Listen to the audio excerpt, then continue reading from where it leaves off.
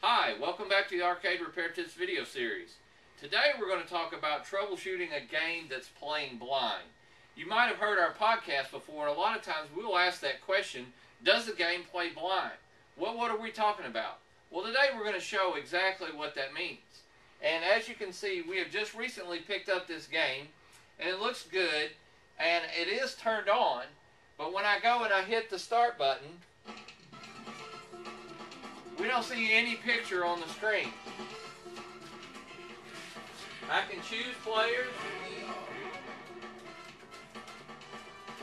So technically, the game is playing, but we have no picture at all. I'm going to go ahead and unplug this so you guys can hear me a little better. And plus, we don't want it to be powered in when we're going to work on a few things. But, so what are we talking about now? Sometimes in order to get the game to start, this one happened to be on free play, so all I had to do was hit the start button and I could hear it playing. Sometimes you might have to open up the coin door and flick the coin switch or put some coins in it to get the game to start, because naturally if it wasn't on free play, hitting the start button wouldn't have done any good unless it had credits. Okay? So we want to make sure that it has credits, or if we knew it was on free play before the game went out. This particular game right here, this lady said, was working great one day and just quit real quick. So not a lot of warnings or anything, just quit playing. So we have no picture whatsoever. That's what we mean. In other words, we can play the game, but I can't see what I'm doing. So that's what we're talking about when we're talking about playing blind. There's a couple things that can cause this. Several things, actually, and we're going to go through some of those today. The exact steps that we're going to use, and we're going to hopefully fix this game today. But we'll just go through them real quick. We want to look for power going to the monitor. We've got to make sure our monitor is actually getting juice. So it could be a fuse or something down in the bottom of the game if that was the case. Although that's not really that common. Then the second thing, probably the most common, would be that it is the monitor chassis itself. When you've guys seen a few of our repairs for those, and we talk a lot about on podcasts, today we're going to show which we think this one is a monitor issue. We're going to try to repair it. The next thing, it could be a board issue, and we don't want to discount that.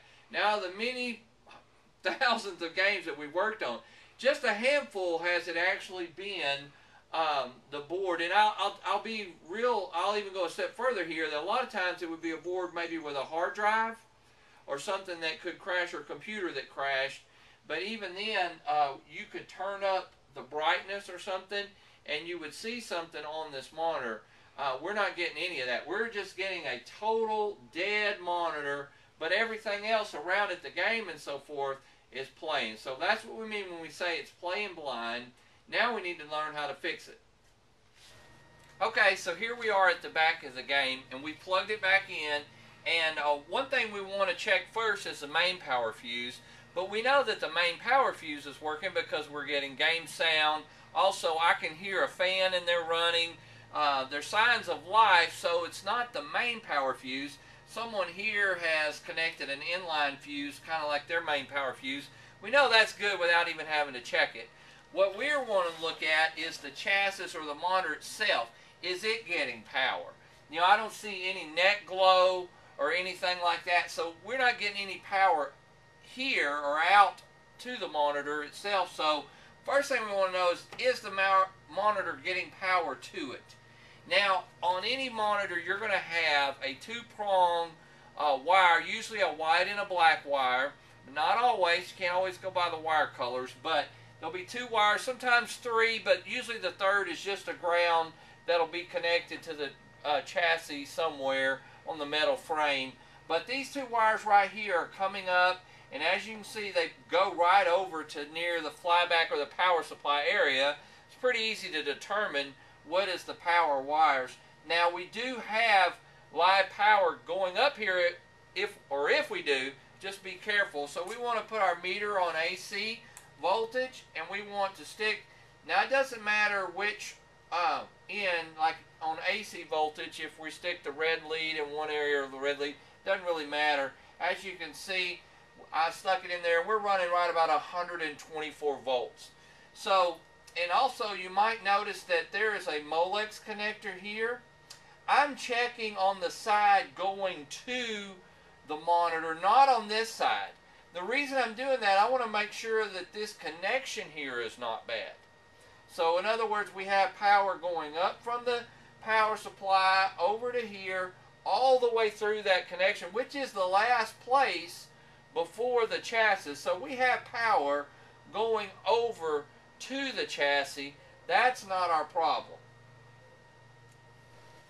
Now the next thing we're going to check is the video wires.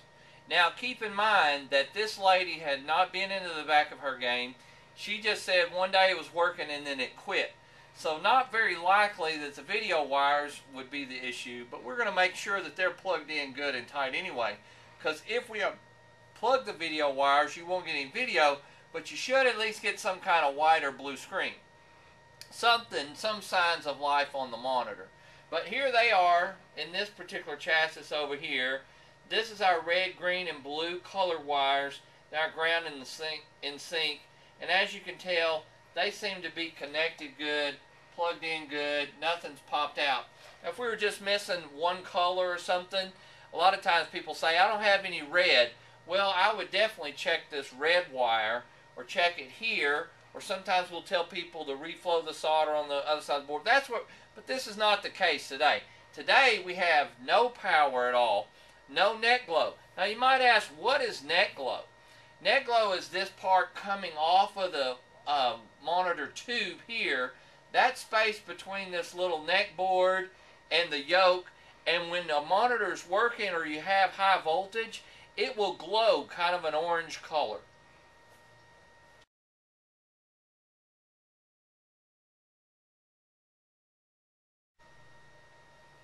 You might want to refer back to our video on using a tube rejuvenator.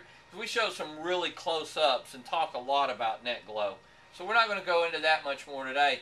What we are going to check though, since we do know we do have power going to it, we don't have power going through it. So at that point, we're going to see if there's any fuses on this board, on the chassis board, and hopefully there might be a blown fuse on there. We could replace that and see if it works. Okay, I pulled this fuse off the chassis. This one was on the back side. I'll tell you right now, they can be in a lot of strange places, but look for the fuse on your board. Sometimes they're soldered straight to the board. Most of the time they have little clips that they'll pop out. Make sure and discharge your monitor before you do this, or stick your hand in there. But anyway, as soon as I pulled it out, I noticed that, yep, this fuse is blown.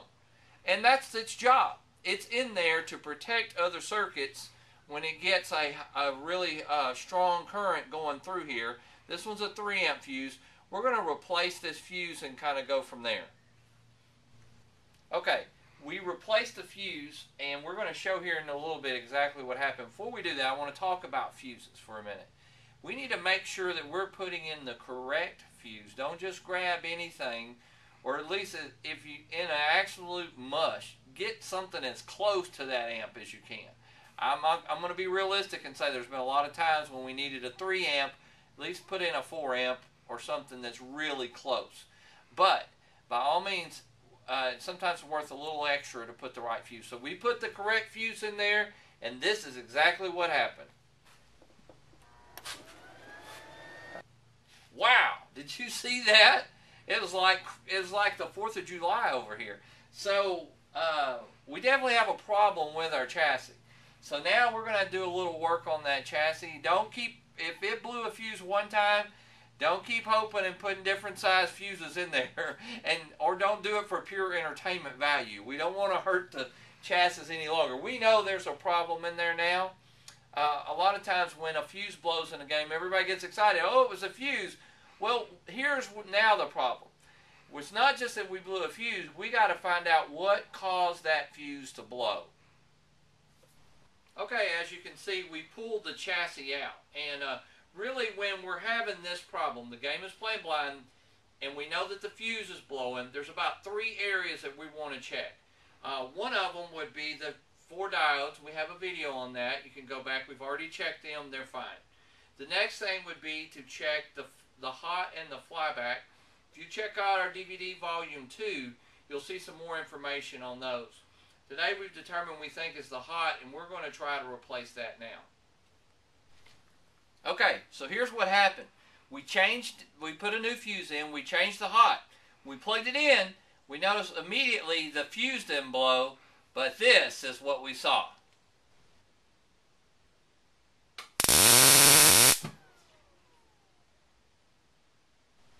Wow! We're on fire! Right, where's my hat? Oh, okay. We're having a little fun with you guys. As you can see, if you ever heard the term arcing, folks, we have just demonstrated it well. What's happened now is, so we know here, and very common, now we know the flyback is probably bad. It's definitely arcing, it's leaking, so we got to replace that. We'll go from there. But the flyback is probably what took out the hot. So if we keep doing this, we're going to have to replace the hot again. So we're going to stop everything, order a flyback, and we'll see you guys soon. Well, we certainly have done a lot in this video. First thing we took a game that was playing completely blind. The first thing we checked was we made sure we had power, and we had power. Then we noticed that it was blowing a fuse, so we replaced the fuse. And that still blew another fuse. Then we read and checked with the meter and noticed that it had a bad hot, and we replaced the hot. That's when the real fireworks began, and we began to see a arcing flyback. So now we've changed out not only the fuse, not only the hot, but we've also swapped a flyback from another chassis that we had and put it in here, and now it's time to move that bus. Yay! Now we have a working game. Now we are going to have to do some adjustments and everything. You guys know, you've seen those videos, but we wanted to show you how you could take a game that was playing blind, and now we have turned it into a working game. Of course, when you fix the game, now it's going to be time to play it. So we want to thank you for tuning in. We hope that you've learned something on this video. We've had a lot of fun making it today. And again, if you have any comments or questions or anything, you guys know how to get in touch with us by now. So thanks again for watching the Arcade Repair Test video series, still in high definition.